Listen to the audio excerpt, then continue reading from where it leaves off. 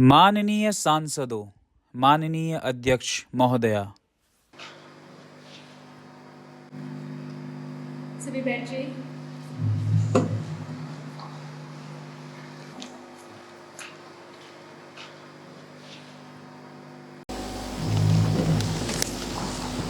माननीय सांसदों, आप सभी का युवा संसद में हार्दिक स्वागत एवं अभिनंदन है। नए सदस्य शपथ ग्रहण करेंगे। महासचिव महोदय। Thank you, Speaker Ma'am. Presidency of Tamil Nadu State will now take the oath of affirmation. Sushri Ankita Medhuri. Affirmation in which language? Member of the Youth Parliament solemnly place that I will uphold the dignity of the institution. I promise to perform my duties with honesty, responsibility and commitment. I vow to respect the Constitution of India, to work for the welfare of society and to raise my voice for truth, justice and equality. I will actively participate in the democratic process and strive to become a responsible and informed citizen of the nation with sincerity and dedication. I take this oath to serve with integrity and honor. Thank you.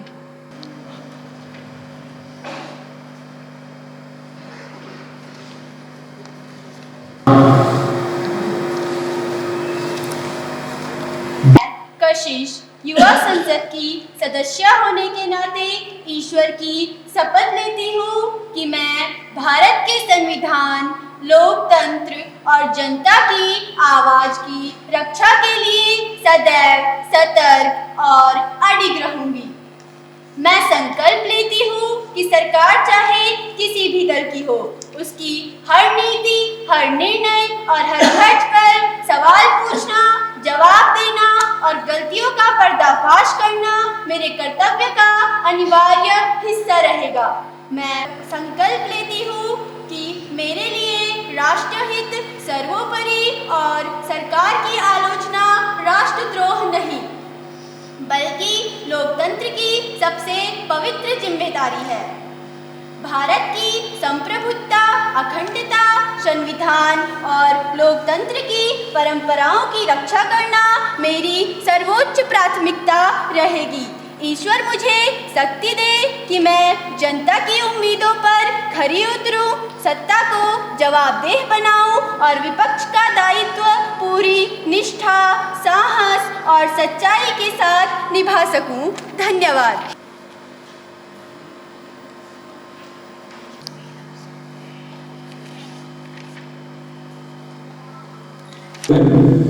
Sushri Anjali Rana, who stand elected from the Darjeeling constituency of the West Bengal state, will now take the oath of affirmation. Sushri Anjali Rana.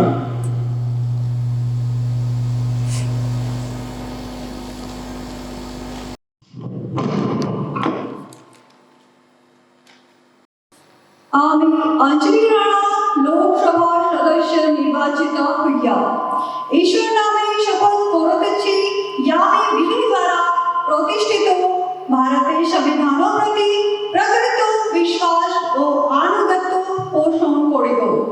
আমি ভারতের সার্বভৌমত্ব को সম্পত্তি রক্ষা করিয়া চলিব এবং जो কর্তব্যভার আমি গ্রহণ করতে চলিয়াছি তা আমি भी सस्त भावे निर्वाह करिब। धन्यवाद। जय हिंद, जय Bharat.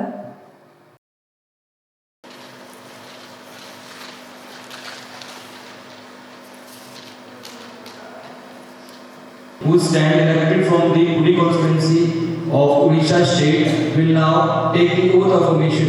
Shri Abhijit. In which language? ମୁଁ ଭାରତର संविधान प्रति सत्य श्रद्धा और निष्ठा रखिबी। ମୁଁ ଭାରତର प्रभुत्व और अखंडता रक्षा करिबी। जे पदों को ମୁଁ ग्रहण करी जाउची ताहार कर्तव्य मानिबू एवं मुँह भय पक्षपात स्नेह बिंबा दोष छठी सबंकु यथासंभव न्याय करेवी। भारत माता की जय। वंदे उत्कर्ण जननी। जय जगन्नाथ। चेतम पुरुषोत्तम पुरी। धन्यवाद।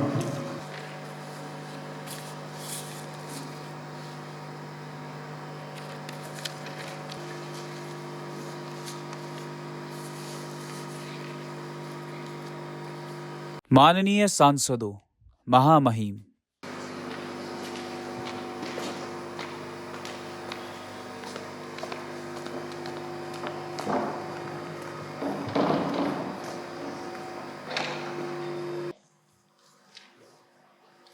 माननीय अध्यक्ष महोदया, संसद के आदरणीय सदस्यों और देशवासियों, आज मैं इस सदन में अत्यंत गर्व और आशा के साथ उपस्थित हुई हूँ। वर्ष 2025 भारत के लिए उपलब्धि, प्रगति और नई दिशा की ओर बढ़ता हुआ वर्ष रहा है। यह वर्ष केवल विकास का प्रतीक नहीं रहा, बल्कि हमारे देश की सामूहिक शक्ति, एकता और संकल्प का भी दर्पण बना है। हमारी जीडीपी में उल्लेखनीय वृद्धि हुई और विदेशी निवेश में भी बड़ी बढ़ोतरी दर्ज की गई। डिजिटल भुगतान और स्टार्टअप सेक्टर में भारत दुनिया के अग्रणी देशों में शामिल हो चुका है। एआई और रोबोटिक्स में नई नीतियों के साथ विश्व स्तरीय नवाचार केंद्र स्थापित किए गए। नई शिक्षा नीति के तहत स्किल बेस्ड लर्निंग को बढ़ावा दिया गया। सरकारी स्कूलों में स्मार्ट क्लासरूम और डिजिटल लैब की सुविधाएं बढ़ाई गई। गरीब परिवारों को कम दाम में या मुफ्त खाद्यान्न उपलब्ध कराया गया। कम आय वाले परिवारों के लिए सस्ते और पक्के घर बनाने की योजना तेज हुई। 2025 महिलाओं के लिए प्रगति का वर्ष रहा है। ग्रामीण इलाकों में नए स्वास्थ्य केंद्र खोले गए। टीकाकरण कार्यक्रम सफल रहा और कई गंभीर बीमारियों पर नियंत्रण पाया गया। सरकारी नौकरियों की भर्ती प्रक्रिया को तेज और पारदर्शी बनाया गया ताकि युवाओं को जल्द अवसर मिल सके। 2025 में सरकार ने युवाओं को देश की प्रगति का प्रमुख आधार माना है और उनके लिए कई नई पहलें शुरू की। सरकार ने नई योजना शुरू की ताकि किसानों को उनकी फसल का सही दाम मिल सके और उनकी आय बढ़े। भारतीय खिलाड़ियों ने अंतर्राष्ट्रीय स्तर पर शानदार प्रदर्शन किया। माननीय सदस्यों, 2025 साबित करता है कि जब देश एकजुट होकर आगे बढ़ता है तो कोई लक्ष्य असंभव नहीं। आज भारत केवल दुनिया का सबसे बड़ा लोकतंत्र ही नहीं, बल्कि सबसे मजबूत, सबसे युवा और सबसे सक्षम राष्ट्र में से एक है। मुझे विश्वास है कि आने वाले वर्षों में भी हम इसी उत्साह, एकता और संकल्प के साथ भारत को नई ऊंचाइयों पर पहुंचाएंगे। जय हिंद, जय भारत। धन्यवाद। महामहिम राष्ट्रपति जी के अभिभाषण पर नेता प्रतिपक्ष धन्यवाद प्रस्ताव रखें।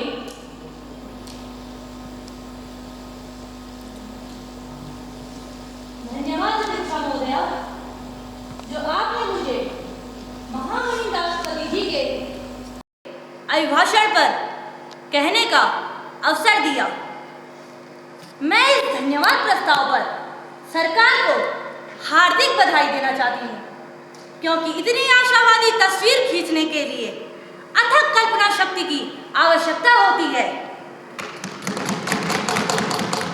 माननीय महोदय, जिस प्रकार से सरकार सदन में अपने कार्यों की प्रशंसा कर रही है, उस हिसाब से तो इस सदन का नाम युवा संसद नहीं, युवा प्रशंसा समारोह रख देना चाहिए।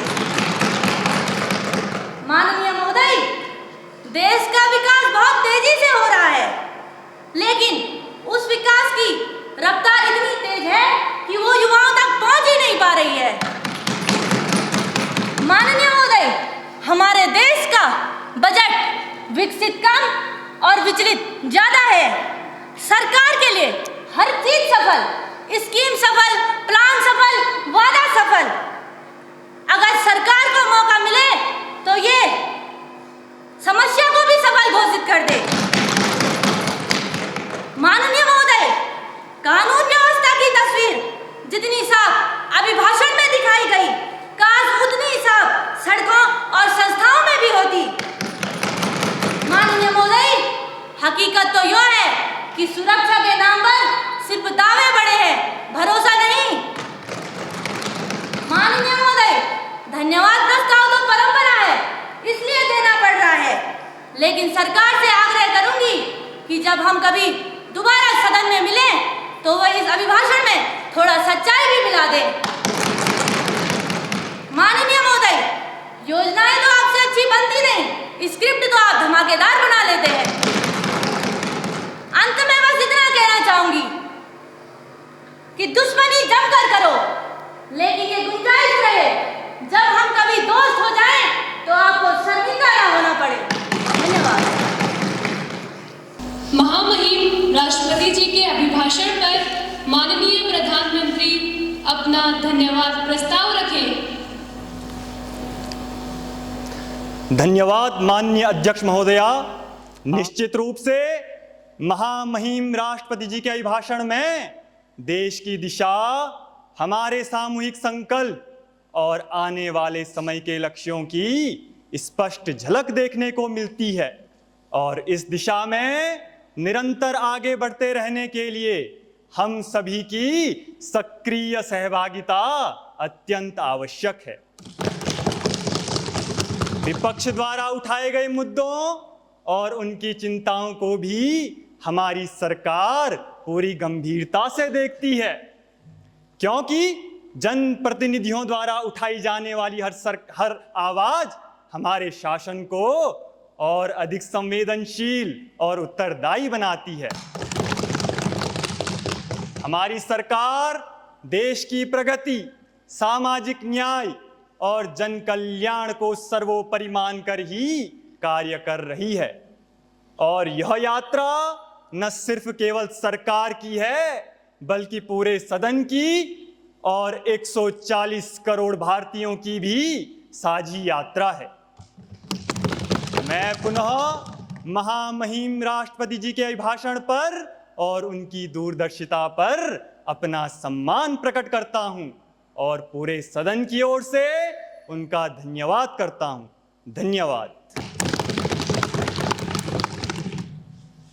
माननीय सांसदगणों, चूंकि हम 2 माह के पश्चात आज इस सत्र के शुभारंभ पर मिल रहे हैं, मेरा यह कर्तव्य है मैं दिल्ली में हुए बम धमाके के बारे में आपको अवगत कराऊं। इस घटना में जान गंवाने वाले दिवंगत आत्माओं एवं उन सभी के परिवारों के लिए मैं गहरी संवेदना व्यक्त करती हूँ। अब ये सभा दिवंगत आत्माओं के सम्मान में 2 मिनट का मौन धारण करेगी।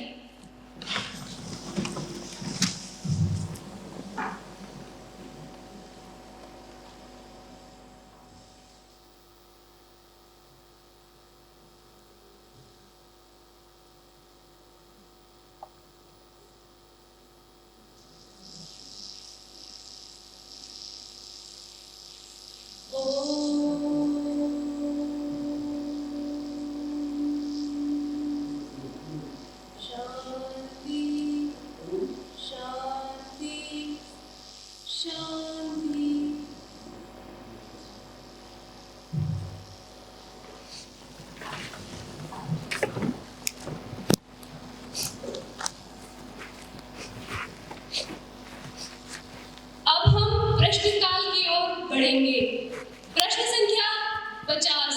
मैं आपका धन्यवाद करती हूँ कि आपने मेरे प्रश्न के लिए समय दिया। कागज पर बजट की बातें, असर सबका हवा हवाई है। कागज पर बजट की बातें, असर सबका हवा हवाई है। महंगाई पर जुबान सिल गई, महंगाई पर जुबान सिल गई, क्या यही सरकार की कमाई है? मैं वित्त मंत्री जी से जानना चाहती हूँ कि सरकार 2025 की प्रस्तावित जीएसटी कटौती को लेकर यह दावा तो करती है कि इससे जनता को राहत मिलेगी, लेकिन पिछले वर्षों में जिन वस्तुओं पर जीएसटी घटाया गया उनकी कीमतें बाजार में ज्यों की त्यों बनी रही। बजट के पिटारे से निकला फिर वही सन्नाटा, गरीब की थाली पर लगा अब ताजा घाटा। वित्त मंत्री की नीति ने किया सबको निराश, वित्त मंत्री की नीति ने किया सबको निराश। जनता पूछ रही है आखिर कब होगा विकास, आखिर कब होगा विकास। ऐसे में क्या सरकार इस सदन को यह भरोसा दिला सकती है कि इस बार की कटौती सिर्फ घोषणाओं और प्रेस नोटों तक सीमित नहीं रहेगी? अध्यक्ष महोदया जी, क्या वित्त मंत्री यह स्पष्ट करेंगे कि आखिर किस तंत्र के माध्यम से यह सुनिश्चित किया जाएगा कि कंपनियां इस कटौती का लाभ वास्तव में उपभोक्ताओं तक पहुंचाए, या फिर यह भी पिछले वर्षों की तरह कागजों पर दिखने वाला सुधार बनकर रह जाएगा? माननीय अध्यक्ष महोदया जी, मंत्री जी जिस प्रकार से जीएसटी लगा रहे हैं, ऐसा लग रहा है कि वह जनता का नहीं स्वयं का विकास कर रहे हैं। ये सरकार जीते जी तो छोड़िए, मरने के बाद कफन पर भी टैक्स लगाती है। माननीय वित्त मंत्री। धन्यवाद अध्यक्ष। ये शोर शराबा, ये हंगामा अभी कम है, ये शोर शराबा, ये हंगामा अभी कम है, हमारी नीतियों में अभी बहुत दम है। अरे विपक्षियों, तुम तैयारी जरा और करके आना, क्योंकि ये तो बस शुरुआत है, अभी तो पूरा मैदान हमारा है। माननीय अध्यक्ष महोदया, मैं विपक्ष के आदरणीय सदस्य द्वारा उठाए गए प्रश्न का स्वागत करती हूँ और उनकी चिंताओं का सम्मान करती हूँ, लेकिन कुछ तथ्य स्पष्ट करना अत्यंत आवश्यक है ताकि देश की जनता और यह सदन केवल भ्रांतियों से नहीं बल्कि सच्चाई से परिचित हो सके। अध्यक्ष महोदया, मैं विपक्ष को बताना चाहती हूँ कि जीएसटी कटौती केवल एक कागजी घोषणा नहीं, यह जमीन पे दिखने वाला एक सुधार है।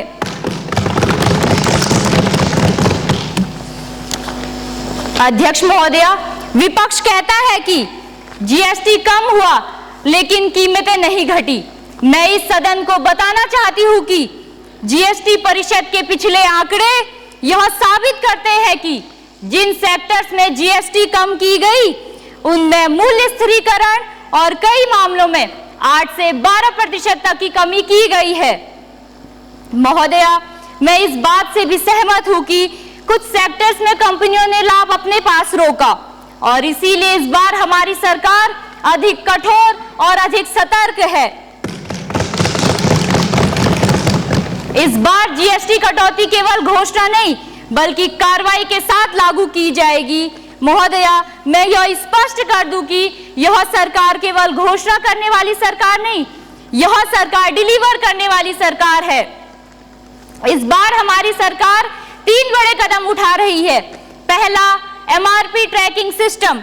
जीएसटी दर कम होने के 21 दिनों के भीतर कंपनियों को नई एमआरपी जारी करनी होगी और जो कंपनियां नियम का पालन नहीं करेंगी उन पर भारी जुर्माना और लाइसेंस सस्पेंशन तक की कार्रवाई की जाएगी।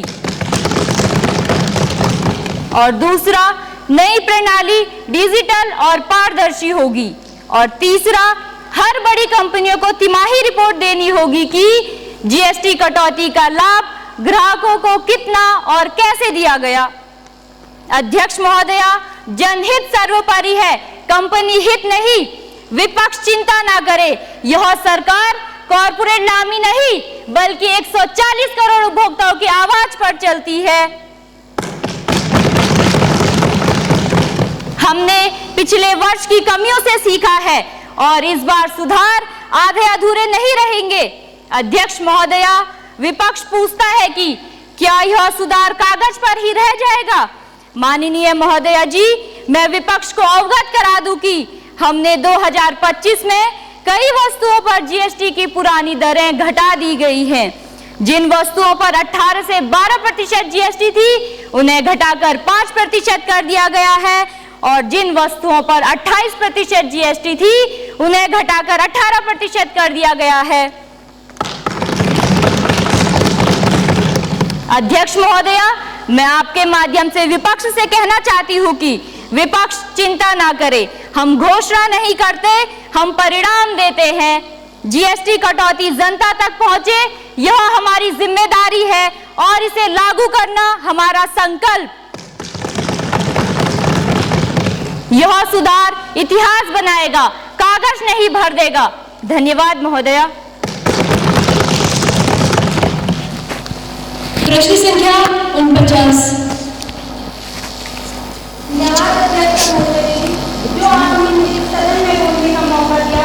मेरा सवाल माननीय रेल मंत्री जी से है। इस साल फरवरी 2025 में जो महाकुंभ मेले के लिए प्रयागराज जाने वाली ट्रेनों में अधिक भीड़ के कारण जो भगदड़ हुई थी, उस भगदड़ में कम से कम 18 लोगों की मौत और अन्य लोग घायल हुए थे। महोदय जी, माननीय रेल मंत्री जी ने क्या कदम उठाए हैं पीड़ित वर्गों के लिए? महोदय, सरकार बड़े बड़े वादे और बड़ी बड़ी बातें तो कर लेती है, लेकिन अपनी जिम्मेदारी तय नहीं कर पाती है। यह मेरे शब्द नहीं महोदय, ये हम नहीं कह रहे हैं, यह देश के प्रमुख समाचार पत्रों में लिखा गया है। और यह इसलिए भी लिखा गया है क्योंकि हर वर्ष इतनी रेल दुर्घटनाएं होती है, लेकिन उन्हें केवल एक हादसा का रूप देकर टाल दिया जाता है। सरकार द्वारा क्या कदम उठाए जा रहे हैं इन दुर्घटनाओं के स्तर को कम करने के लिए? धन्यवाद। जय हिंद, जय भारत, जय संविधान। माननीय रेल मंत्री। धन्यवाद अध्यक्षा महोदय। साथ ही मैं धन्यवाद करना चाहूंगी विपक्षी दल के नेता का, जिन्होंने यह प्रश्न सदन के समक्ष प्रस्तुत किया। फरवरी 2025 में महाकुंभ मेले के दौरान प्रयागराज जाने वाली ट्रेनों में भगदड़ की घटना और उस घटना में कई लोगों की मौतें हुई, यह बहुत ही दुखद घटना थी। इन सभी बातों को ध्यान में रखते हुए हमारे द्वारा कई कदम उठाए गए हैं, जैसा होल्डिंग एरिया की स्थापना, 60 उच्च ट्रैफिक स्टेशनों पर हमारे द्वारा होल्डिंग एरिया बनाए गए हैं, जहां यात्री अपनी ट्रेनों का इंतजार कर सकेंगे और प्लेटफॉर्म पर भीड़ भी कम रहेगी। दूसरा, हमारे द्वारा उन्नत निगरानी प्रणाली को लागू किया गया है, जो भीड़ भाड़ वाली स्थिति को नियंत्रित करेगी और यात्रियों की संख्या को ट्रैक करेगी। महोदय, हमारे द्वारा विशेष ट्रेन और अतिरिक्त कोचें महाकुंभ जैसे विशेष अवसरों पर या त्योहारों में यात्रियों की संख्या में वृद्धि को देखते हुए हमारे द्वारा 7800 विशेष ट्रेनें योजना चलाई गई हैं। साथ ही रेलवे ने एक नया राउंड ट्रिप पैकेज भी लॉन्च किया है, जिसमें यात्रियों की आने जाने की टिकट एक साथ बुक हो जाती है। साथ ही यात्रियों को 20% की छूट भी प्राप्त होती है। हमारे द्वारा सुरक्षा बलों की तैनाती को भी बढ़ा दिया गया है। हमारे द्वारा रेलवे सुरक्षा बल और सरकारी रेलवे पुलिस की तैनाती को बढ़ा दिया गया है, ताकि यात्रियों की सुरक्षा और व्यवस्था दोनों हो सके। हमारे द्वारा न्यू दिल्ली रेलवे स्टेशन जैसे बड़े महानगरों में 200 से ज़्यादा सीसीटीवी कैमरे लगाए गए हैं, ताकि यात्रियों को सुरक्षित रूप से प्लेटफॉर्म पर पहुंचाया जा सके। साथ ही हमारे द्वारा दुर्घटनाओं को कम करने के लिए कई महत्वपूर्ण कदम अन्य उठाए गए हैं, जिसमें स्वचालित ट्रेन सुरक्षा प्रणाली को लागू किया गया है, रेल रक्षक दल का गठन किया गया है और पटरियों के रखरखाव की भी व्यवस्था की गई है। धन्यवाद स्पीकर महोदय। प्रश्न संख्या 32। मेरा सवाल माननीय विदेश मंत्री जी से है कि भारत विश्व की दो बड़ी अर्थव्यवस्थाओं के साथ दोस्ताना संबंध रखता है, जिसमें से अमेरिका जैसी बड़ी अर्थव्यवस्था भारत पर 50% का कर लगा देती है और हमारी सरकार हाथ पर हाथ धरी बैठी है। महोदय, हाथ पर हाथ धरी बैठी है। माननीय विदेश मंत्री जी के शब्दों से ऐसा लगता है कि ये एक छोटी बात है, लेकिन महोदय ये एक छोटी बात नहीं है। यही सरकार है कि भारत की अर्थव्यवस्था को कमजोर करने का कार्य करेगी और हमें महाभारत और रामायण की कहानी सुनाएगी। मोहब्बत कौन करता है, सियासत कौन करता है? अरे मोहब्बत कौन करता है, सियासत कौन करता है? अरे मंत्री महोदया जी, क्या आपकी हिफाजत अमेरिका करता है? महोदया जी, अमेरिका द्वारा 2 प्रकार की टैक्स लगाई जाती है, जिसमें से 25% टैरिफ व्यापार के क्षेत्र में तथा 25% टैरिफ दंड के रूप में लगाई जाती है। व्यापार के क्षेत्र में हम टैरिफ तो समझते हैं महोदया जी, लेकिन ये दंड के रूप में कैसी टैरिफ है? और मैं माननीय विदेश मंत्री जी से कहना चाहता हूं कि इस संबंध में आपकी क्या नीति है तथा सरकार के पास आगे क्या विकल्प है? धन्यवाद। माननीय विदेश मंत्री। धन्यवाद अध्यक्ष महोदया। माना कि तेरे दीद के काबिल नहीं हूँ मैं, माना कि तेरे दीद के काबिल नहीं हूँ मैं, तू मेरा शौक देख मेरा इंतजार देख, तू मेरा शौक देख मेरा इंतजार देख।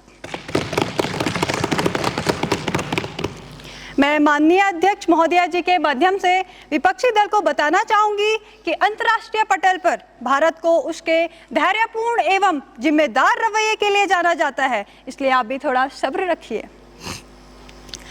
2025 में भारत और अमेरिका के संबंध रणनीतिक साझेदारी पर आधारित थे, जिसमें रक्षा और प्रौद्योगिकी सहयोग में वृद्धि हुई, लेकिन व्यापार पर कुछ तनाव भी रहा।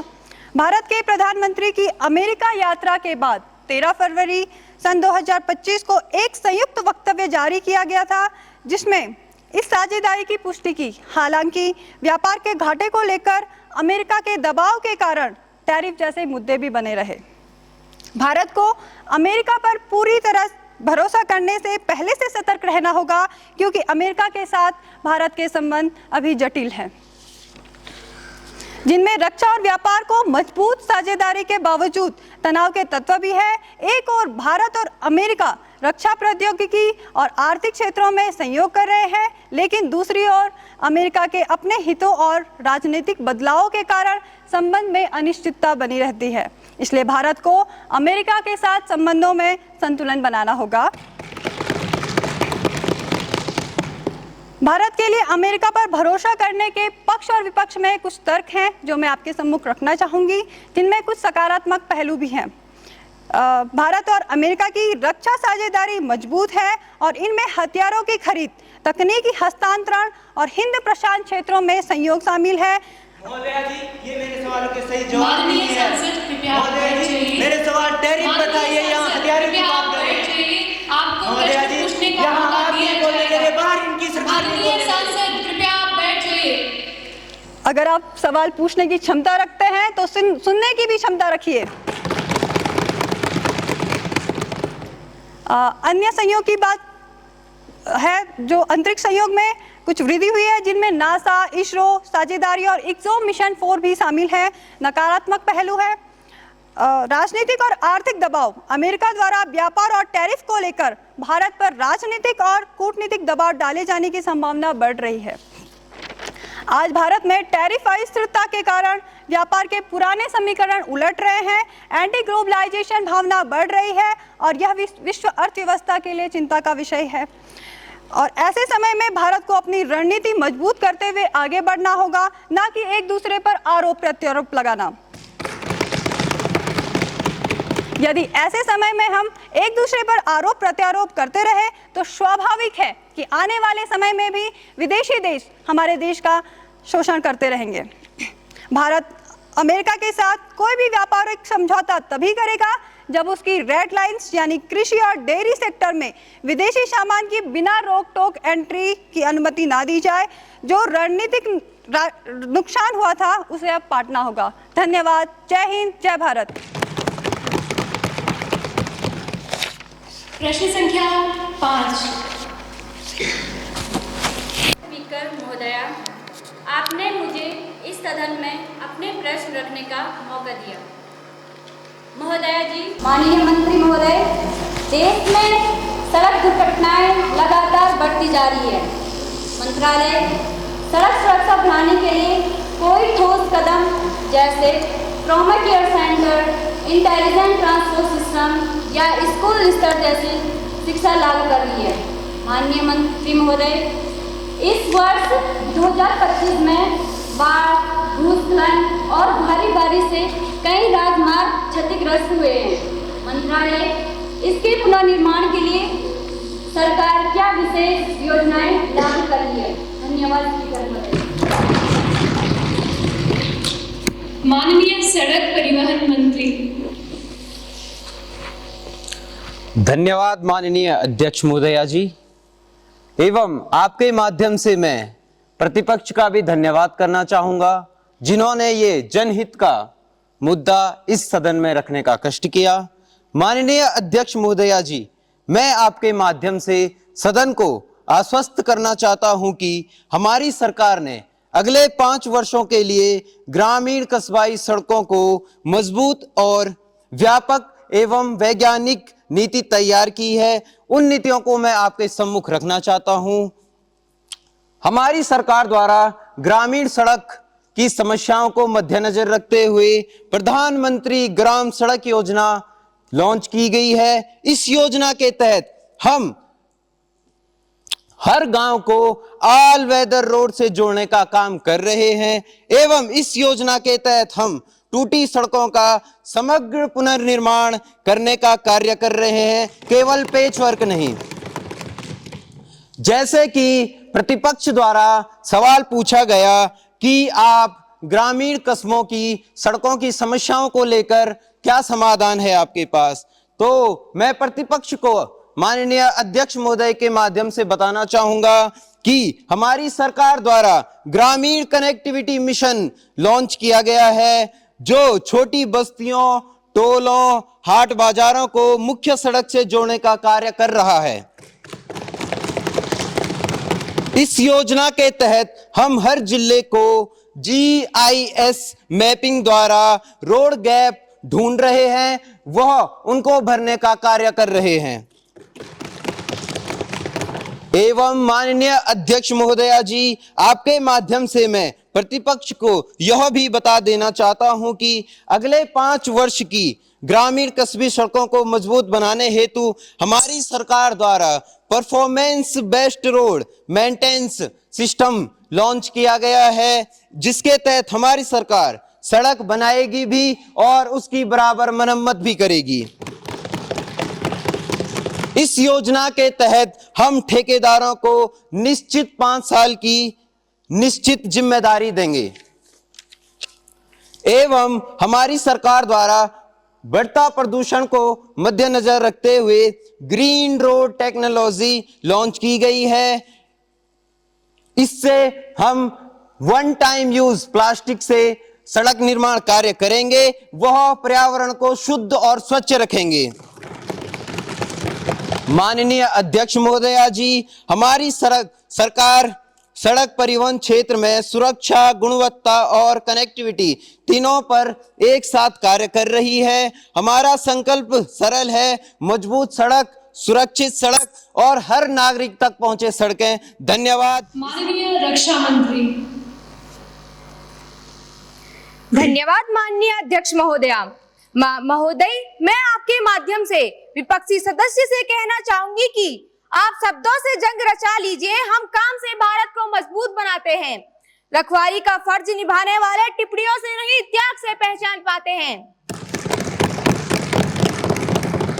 माननीय अध्यक्ष महोदया, मैं विपक्ष के माननीय सदस्यों द्वारा उठाए गए प्रश्न को गंभीरता से स्वीकार करती हूं और विपक्ष की चिंताओं का सम्मान करती हूं, परंतु तथ्यों को स्पष्ट करना आवश्यक है। मैं यह स्पष्ट करना चाहती हूं कि भारत की तैयारियों को अधूरा कहना सीधे सीधे उन जवानों के साहस का अपमान है जो -30 डिग्री सेल्सियस में भी तिरंगे की चौकी नहीं छोड़ते। माननीय अध्यक्ष महोदया, पड़ोसी देश ढांचे बना रहा है, पर भारत आज सिर्फ ढांचे नहीं बल्कि रणनीति, तकनीकी और मनोबल तीनों में पड़ोसी देश से आगे खड़ा है। माननीय अध्यक्ष महोदया, मैं आपके माध्यम से विपक्षी सदस्य को बताना चाहूंगी कि भारत सतर्क नहीं बल्कि भारत सुपर सतर्क है। हमारी सैटेलाइट निगरानी प्रति 10 सेकंड की अपडेट देती है। दुश्मन की हर चौकी, हर सड़क, हर हलचल रियल टाइम फीड में है। हमारी फॉरवर्ड यूनिट्स की प्रतिक्रिया क्षमता 3 मिनट की है। पड़ोसी देश चाहे 3 घंटे ले ले, भारत जवाब मिनटों में देगा। पिछले वर्षों में 2721 किलोमीटर सामरिक सड़कें, 19 सुपर स्टील पुल, 9 हाई एल्टीट्यूड सुरंगें, 80 से अधिक नई पोस्ट, 3 गुना अधिक तैनाती क्षमता की तैयारी की है। माननीय अध्यक्ष महोदया, अगर यह तैयारी अधूरी है तो फिर अधूरा शब्द पुस्तक से हटा देना चाहिए। माननीय अध्यक्ष महोदया, भारत अब रही बात रक्षा मंत्रालय द्वारा किए गए नवीकरण की, तो माननीय अध्यक्ष महोदया, भारत अब सुरक्षा में दूसरों पर निर्भर देश नहीं रहा। भारत शक्ति का केंद्र बन चुका है, जिसमें आयात निर्भरता 60% से गिरकर 25% हो गई है। पिनाका व अग्नि अब भारत में निर्मित है। सेना, वायुसेना व नौसेना, एकीकृत थिएटर कमांड और सेना पर सैनिक कल्याण के लिए heated shelter, night vision system, बेहतर संचार तंत्र भी है। ये बदलाव केवल कागज पर नहीं बल्कि जमीन पर दिखते हैं और दुश्मनों को दिखाते हैं। माननीय अध्यक्ष महोदया, मैं विपक्ष को याद दिलाना चाहती हूँ, भारत की सुरक्षा पर टिप्पणी करने से पहले कृपया उन माताओं को याद करें जो अपने बेटे को सीमा पर भेजते समय आंसू नहीं हौसला देती हैं। भारत युद्ध नहीं चाहता, पर अगर किसी ने भारत की सीमा की ओर 1 इंच भी कदम बढ़ाया तो आज की भारतीय सेना उसे सीमा पर नहीं, सीमा से पहले ही रोक देगी। महोदया, मैं अंत में सिर्फ इतना कहना चाहूंगी, विपक्ष सवाल करे, यह उनका अधिकार है, लेकिन भारत की रक्षा एक सवाल नहीं बल्कि हमारा कर्तव्य और वचन है, जिसे हम पूर्ण निष्ठा से निभा रहे हैं। धन्यवाद महोदया।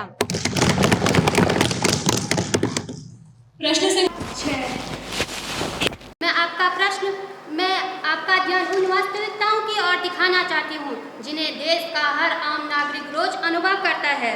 महोदय, कानून किताबों में मजबूत है, लेकिन जमीन पर न्याय कमजोर पड़ जाता है। महोदय, जनता यही कहती है, कानून तो है पर न्याय देर से मिलता है या कई बार मिलता ही नहीं। अध्यक्ष महोदय, मैं आपके माध्यम से कानून मंत्री से पूछना चाहूँगी कि देश की अदालतों में लंबित मामलों की बढ़ती संख्या को कम करने के लिए सरकार क्या कदम उठा रही है? क्या इसके लिए कोई समयबद्ध योजना है? माननीय अध्यक्ष महोदया, मैं यह भी पूछना चाहूँगी, हाल ही में 2025 के 130वें संविधान संशोधन विधेयक का मुख्य उद्देश्य क्या है? धन्यवाद अध्यक्ष महोदय। माननीय कानून मंत्री। धन्यवाद माननीय अध्यक्ष महोदया जी, व मैं धन्यवाद करती हूँ नेता विपक्ष का जो उन्होंने ये प्रश्न सदन में रखा। न मेरा है न तेरा है, ये हिंदुस्तान सबका है।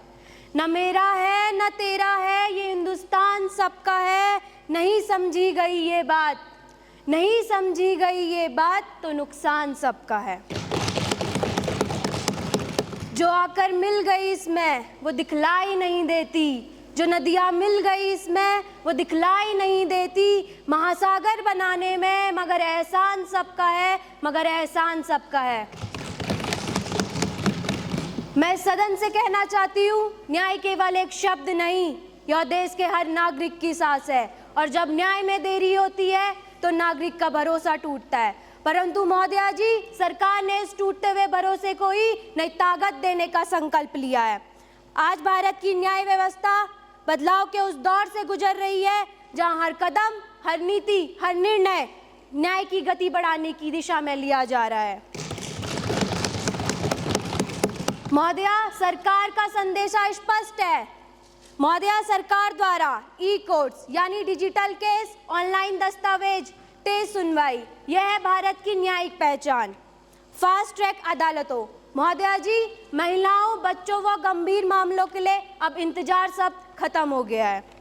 और महोदया, मध्यस्थता तंत्र को मजबूत कर छोटे मोटे विवादों को अदालतों तक पहुंचाने से पहले ही निपटाने की व्यवस्था की गई है। महोदया, सरकार का संदेशा स्पष्ट है। न्याय में देरी अब भारत की नियति नहीं बनेगी। इस देश में न्याय भी होगा, तेजी भी होगी, सुलभ भी होगा और पारदर्शी भी होगा। माननीय अध्यक्ष महोदया जी, विपक्ष नेता द्वारा एक और प्रश्न उठाया गया, तो मैं उसमें कहना चाहूंगी 130वां संविधान संशोधन विधेयक केवल एक कानून ही नहीं बल्कि नैतिक न्याय के क्षेत्र में एक बड़ा कदम साबित होगा। इसमें भारत की व्यवस्था का पुनर्जागरण होगा। यह वह कदम है जो भविष्य की ओर नहीं, एक बेहतर, मजबूत व आधुनिक न्याय प्रणाली की ओर चलाएंगे। महोदया, सरकार द्वारा न्याय को आधुनिक और तकनीकी बनाया जा रहा है। अब प्रक्रिया सरल होंगी, न्याय की रफ्तार दोगुनी होगी। डिजिटल न्याय और एकीकृत प्रणाली से देरी को समाप्त किया जाएगा। महोदया, अंत में कहना चाहूंगी, यह संशोधन जनता को एक नई उम्मीद देता है कि अब न्याय केवल किताबों में नहीं बल्कि जमीन पर हर नागरिक तक पहुंचाया जाएगा। धन्यवाद माननीय अध्यक्ष महोदया जी। अब शून्यकाल आरंभ होता है। माननीय युवा सांसद सोहन। मैं आज इस सदन के समक्ष एक ऐसे लोक महत्व का विधेयक प्रस्तुत कर रहा हूं जिसका उद्देश्य सहायता को हक नहीं, मेहनत व योग्यता से जोड़ना है, ताकि देश का हर नागरिक आत्मनिर्भर बन सके और सरकार की हर योजना सही हाथों तक पहुंच सके। इस विधेयक की आवश्यकता के मुख्य कारण मौजूदा सरकारी योजनाएं जैसे मनरेगा, सरकारी गल्ले की राशन से लाखों लोगों को सहारा मिलता है, परंतु आए दिन इन योजनाओं का दुरुपयोग व इन योजनाओं का लाभ फर्जी लाभार्थी उठा रहे हैं एवं कई लोग इन योजनाओं पर ही आश्रित व निर्भर हो चुके हैं। सरकार का उद्देश्य मदद करना है, परंतु स्थायी समाधान केवल रोजगार, कौशल व श्रम से आता है। राष्ट्रीय अर्थव्यवस्था मजबूत तब होगी जब सहायता से संबंधित योजनाएं मुफ्त वितरण में नहीं बल्कि श्रम आधारित सम्मान के सिद्धांत पर चलेगी। इस विधेयक का मुख्य प्रस्ताव श्रम आधारित सहायता प्रणाली है ताकि देश का हर नागरिक आत्मनिर्भर बन सके। इस विधेयक से जनता को अनेक लाभ होंगे, जैसे सरकार द्वारा संचालित सरकारी योजनाओं का लाभ वास्तविक जरूरतमंद तक पहुंचेगी। लोग सरकारी मदद पर निर्भर नहीं होंगे, वह अपने पैरों पर खड़े होंगे। देश की उत्पादकता बढ़ेगी और बर्बादी रुकेगी। योजना पारदर्शी, डिजिटल और भ्रष्टाचार मुक्त होगी। अब माननीय सांसद कशिश ध्यानाकर्षण प्रस्ताव पेश करेंगी। मैं आपका ध्यान एक अत्यंत गंभीर और संवेदनशील विषय की ओर आकर्षित करना चाहती हूँ। आज देश भर में महिलाएं एक नए प्रकार के डिजिटल अपराध का सामना कर रही है। AI द्वारा बनाई जाने वाली आपत्तिजनक और भ्रामक फोटो जो उनके सम्मान, गरिमा और मानसिक सुरक्षा पर सीधा प्रहार है। ये डीप फेक और AI मॉडिफाइड इमेज न केवल महिलाओं की निजता का उल्लंघन करते हैं बल्कि उन्हें सामाजिक, मानसिक और पेशेवर स्तर पर गहरी चोट पहुंचाते हैं। वर्तमान कानून इस तेजी से बढ़ते अपराध के सामने अपर्याप्त साबित हो रहे हैं, जिससे महिलाएं आज अपने घर में भी सुरक्षित नहीं हैं। अतः मेरा आग्रह है कि सरकार तत्काल प्रभाव से AI आधारित छेड़छाड़ और फोटो बनाने पर कड़ा दंड निश्चित करे। ऐसे अपराधों की फास्ट ट्रैक जांच हो और सोशल मीडिया प्लेटफॉर्म पर अनिवार्य AI स्कैनिंग व रिपोर्ट सिस्टम लागू करें। यह समय की मांग है कि हम तकनीक के नाम पर महिलाओं के सम्मान का सौदा न होने दें। मैं सरकार से आग्रह करती हूँ कि इस विषय पर स्पष्ट, सख्त और आधुनिक कानून लाकर महिलाओं की डिजिटल सुरक्षा सुनिश्चित की जाए। साथ ही देश को एक नई दिशा की ओर ले जाने के लिए अहम कदम उठाए जाएं। धन्यवाद। अब ध्यानाकर्षण प्रस्ताव पर चर्चा होगी। धन्यवाद माननीय अध्यक्ष महोदया। माननीय अध्यक्ष महोदया, मैं विपक्षी नेता द्वारा उठाए गए मुद्दे का सम्मान करती हूं और उनका आदर करती हूं कि उन्होंने सदन में इतने महत्वपूर्ण विषय पर बात रखी। माननीय महोदया, महिलाओं सहित सभी नागरिकों की सुरक्षा, उनका विकास हमारे देश की प्राथमिकता है और मैं इस सदन को आश्वस्त करती हूं, सरकार इस पर विस्तृत विमर्श, विशेषज्ञ सलाह और समग्र अध्ययन के आधार पर आगे की ठोस कार्यवाही करने के लिए प्रतिबद्ध है। माननीय महोदया, आज एआई द्वारा काफी हद तक सही कार्य किए जा रहे हैं, लेकिन इसके कुछ नकारात्मक प्रभाव भी हैं, जिसको रोकने के लिए सरकार जागरूकता अभियान चला रही है और कड़े कानून बना रही है। अंत में मैं संपूर्ण सदन को कहना चाहूंगी कि देश के हर नागरिक की सुरक्षा हमारा परम कर्तव्य है और इस कर्तव्य को हम पूर्ण निष्ठा से निभा रहे हैं, क्योंकि देश की सुरक्षा हम सबकी जिम्मेदारी है। धन्यवाद महोदया। नियम 66 और 67 के तहत माननीय गैर सरकारी सदस्य बबीता को लोकसभा में गैर सरकारी विधेयक पेश करने की अनुमति दी जाती है, जिसका शीर्षक महिला सुरक्षा एवं तीव्र न्याय है। सभापति महोदय, माननीय उपसभापति जी, आदरणीय मंत्रीगण, मेरे प्यारे साथी सांसदों, नमस्ते, वंदे मातरम। मैं आज इस सदन में खड़ी हूँ एक बेटी के रूप में, एक बहन के रूप में और उन लाखों माँओं की आवाज़ बनकर जिनकी बेटियाँ रात 8 बजे के बाद घर से बाहर निकलते समय डरती है। मैं प्रस्तुत कर रही हूँ महिला सुरक्षा एवं तीव्र न्याय विधेयक 2025। आज भी हालात क्या है? हर 15 मिनट में भारत में एक बलात्कार की एफआईआर दर्ज होती है। निर्भया के बाद 13 साल बीत गए, फिर भी 2024 में दिल्ली, कोलकाता, हैदराबाद, बेंगलुरु, हर शहर में वही कहानी। 1 लाख से भी ज्यादा बलात्कार के केस कोर्ट में लंबित है। औसतन फैसला आने में 8 से 10 साल लग जाते हैं। दोषी को सजा मिलने की दर सिर्फ 3% है, यानी 97% बलात्कारी बाहर खुलेआम घूम रहे हैं। यह आंकड़े नहीं, यह हमारी माँ बहनों का खून है, यह हमारी असफलताओं का सबूत है। वर्तमान कानून की कमियां, पीओ, सीएसओ और पीएनएस 376 में सजा तो कठोर है, लेकिन न्याय देर से मिलता है। जमानत आसानी से मिल जाती है, दोषी बाहर आके गवाहों को धमकाता है। इस विधेयक के कुछ क्रांतिकारी प्रावधान होने चाहिए। बलात्कार, छेड़छाड़, एसिड अटैक, घरेलू हिंसा, स्टॉकिंग, सभी केस में 90 दिन में अनिवार्य रूप से फैसला मिलना चाहिए। बलात्कार, गैंग रेप, एसिड अटैक को पूरी तरह गैर जमानती अपराध घोषित किया जाए।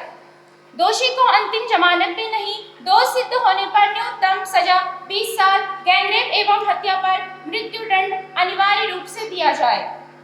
रात 8 बजे के बाद हर थाने में 50% महिला स्टाफ अनिवार्य रूप से मौजूद हो। हर शहर में 1000 महिला कमांडो की स्पेशल फोर्स, बसों, मेट्रो, कॉलेज के बाहर उनकी तैनाती।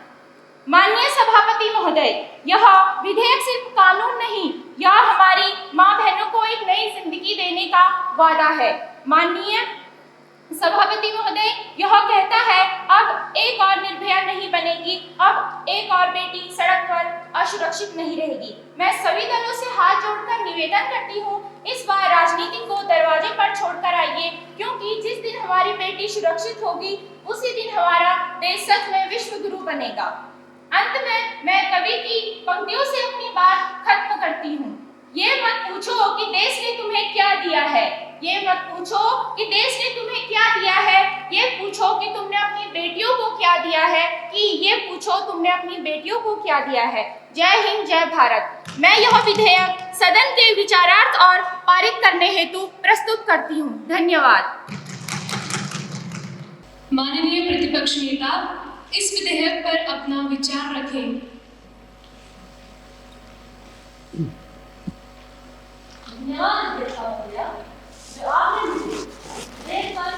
रखने का मौका दिया।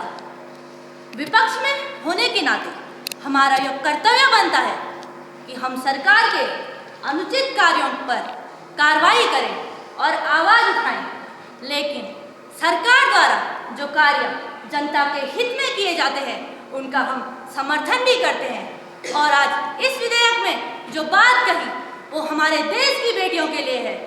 और मैं प्रधानमंत्री जी से व्यक्तिगत आग्रह करती हूँ कि जितने भी केस बलात्कार से रिलेटेड हैं उन सभी का जल्द से जल्द निस्तारण किया जाए। माननीय प्रधानमंत्री महोदय। धन्यवाद माननीय अध्यक्ष महोदया, आपने मुझे इस विधेयक पर अपना पक्ष रखने का अवसर प्रदान किया। आज जिस विधेयक की चर्चा सदन में हो रही है वह केवल कागज में छपा हुआ दस्तावेज नहीं है, वह भारत की हर बेटी, हर बहन और हर मां की आकांक्षाओं का प्रतीक है। हमारी सरकार हर भारतीय नागरिक के हितों में निर्णय लेने वाली सरकार है। अतः मैं और हमारी सरकार पूरे मन, पूरे विश्वास और पूरे संकल्प के साथ इस विधेयक को, इस ऐतिहासिक विधेयक को पूर्ण समर्थन देती है। धन्यवाद आदरणीय अध्यक्ष महोदया। मेरे विचार में इस विधेयक के संबंध में सत्ता पक्ष एवं विपक्ष दोनों को ही कोई आपत्ति नहीं है। अतः महासचिव महोदय, इस गैर सरकारी विधेयक के संदर्भ में अग्रिम कार्यवाही की जाए।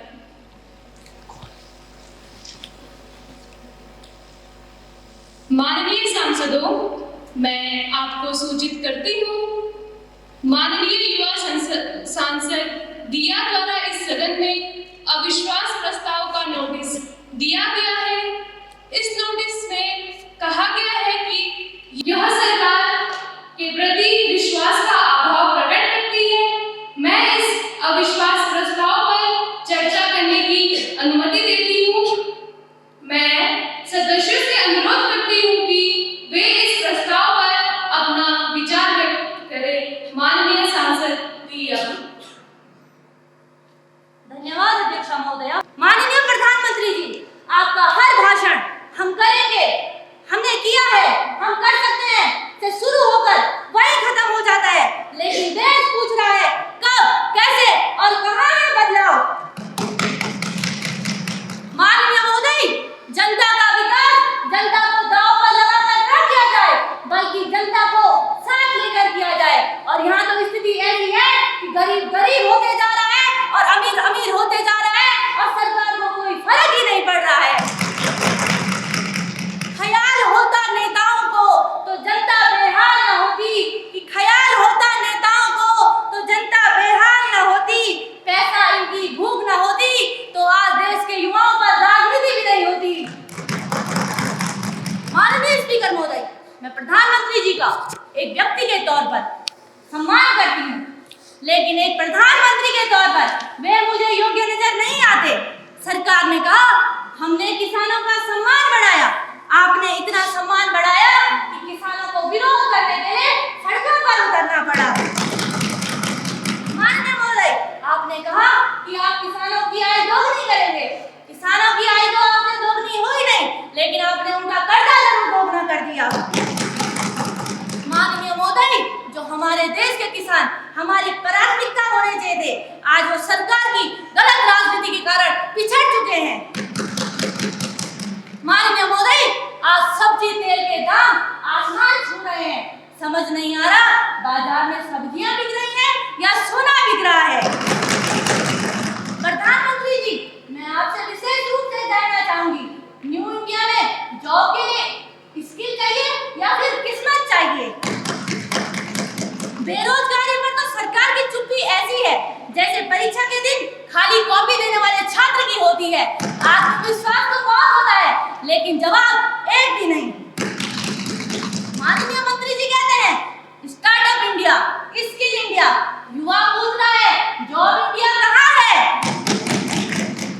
माननीय मंत्री जी, भाषणों में तो आपने देश को विश्व गुरु बना दिया, लेकिन सच्चाई तो यह है कि वर्तमान में युवा पेपर लीक जैसी समस्याओं से जूझ रहा है। माननीय महोदय, मुझे कहते हुए बड़ा दुख होता है कि आज युवा 12-12 घंटे 14-14 घंटे मेहनत करता है, पढ़ता है, लिखता है और जब वो पेपर देने जाता है तो सुनने को मिलता है कि आपका पेपर लीक हो गया है, तो उसके पास केवल एक विकल्प बचता है, वो है आत्महत्या।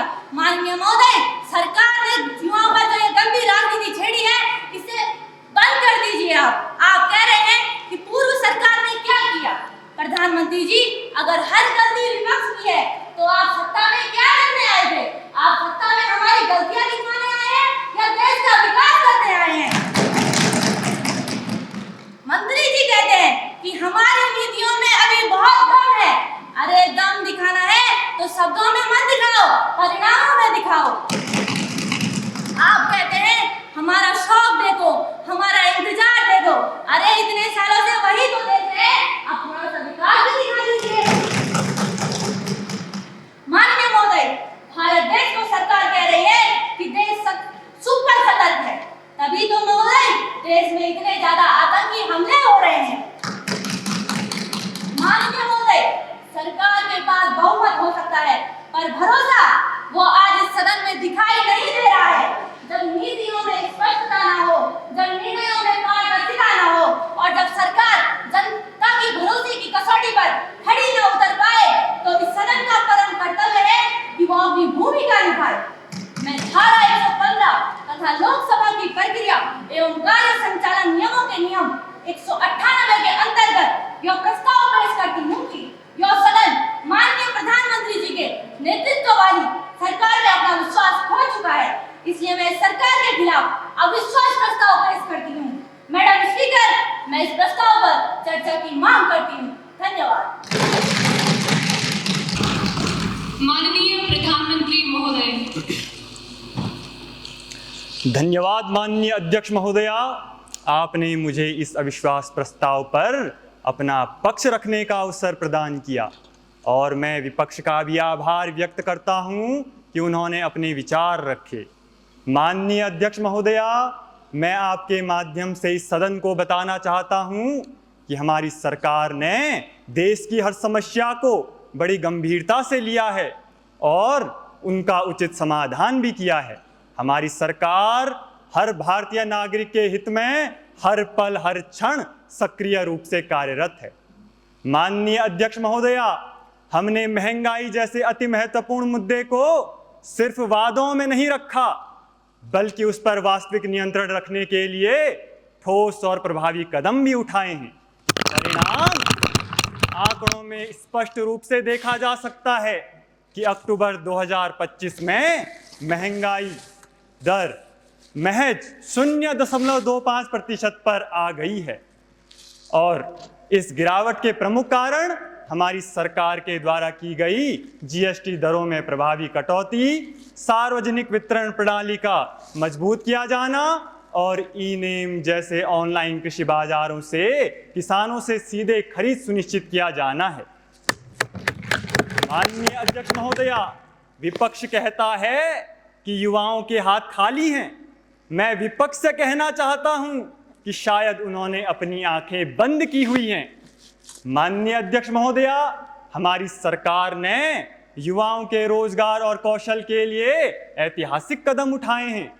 प्रधानमंत्री कौशल विकास योजना के तहत अब तक 1.6 करोड़ से अधिक युवाओं को प्रशिक्षित किया जा चुका है। वहीं दीनदयाल उपाध्याय ग्रामीण कौशल विकास योजना के तहत हमारी सरकार ने दूरस्थ क्षेत्रों तथा सुदूर ग्रामीण इलाकों के लाखों युवाओं को रोजगार और स्वरोजगार के अवसर उपलब्ध कराए हैं। माननीय अध्यक्ष महोदया, विपक्ष कहता है स्टार्टअप इंडिया। मैं विपक्ष को बताना चाहता हूं कि स्टार्टअप इंडिया के तहत आज वर्तमान में भारत में स्टार्टअप्स की संख्या 400 से बढ़कर 1 लाख से अधिक हो चुकी है और 15 लाख से अधिक युवाओं को प्रत्यक्ष रूप से रोजगार की प्राप्ति हुई है। माननीय अध्यक्ष महोदया, हमारी सरकार ने महिलाओं की सुरक्षा, सम्मान और सशक्तिकरण के लिए भी अभूतपूर्व कदम उठाए हैं। निर्भया फंड से लेकर वन स्टॉप सेंटर्स तक, उज्ज्वला योजना से लेकर बेटी बचाओ बेटी पढ़ाओ योजना तक, हर योजना ने महिलाओं को और अधिक सुरक्षित, शिक्षित और सक्षम बनाने का कार्य किया है। वहीं दलितों, अल्पसंख्यकों और किसानों की शिक्षा और कौशल विकास के लिए भी सरकार के द्वारा विभिन्न प्रकार की छात्रवृत्ति योजनाएं और उद्यमिता योजनाएं चलाई जा रही हैं।